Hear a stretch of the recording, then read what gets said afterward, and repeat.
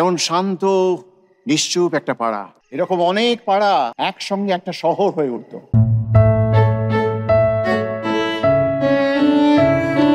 এ পাড়ার কোনো নাম নেই, সাফল্যের দরদাম নেই।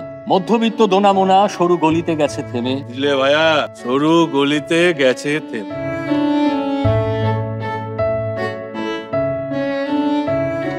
তখনও মানুষ স্বপ্ন দেখত বিপ্লবের, সাফল্যের, কবিতার, একসঙ্গে হই হই করে বাঁচা।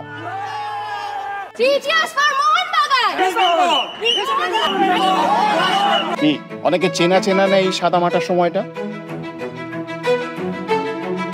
রাজনৈতিকভাবে বেশিরভাগ লোক কিন্তু বামপন্থীদের পক্ষে। মনে হচ্ছে কত শতাব্দী আগের কোনো গল্প শুনছি। আমার জানলা থেকে তোর জানলা অব্দি সুতো দিয়ে একটা টেলিফোন বানাবি। একদিন এই চাঁদটাই বড় হতে হতে হতে হতে ধুম করে ফেটে যাবে।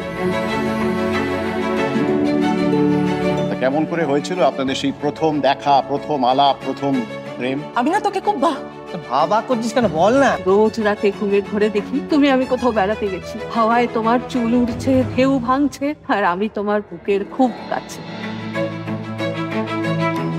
আমাদের কথা কেউ কখনো দেখি পাতি সাধারণ মানুষের কথা। আমরা বেঁচে থাকবোই, এক অদ্ভুত প্রাণ শক্তি আমাদের মধ্যবিত্তে। বাড়ি না, গাড়ি না, নাম না, যশ না, যদি একটা কিছু এই পৃথিবীতে ধ্রুব শাশ্বত বলে থেকে থাকে তা হলো এই মৃত্যু।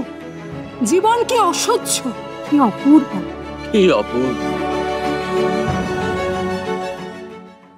সময়টা এগোচ্ছে তো, সময়টা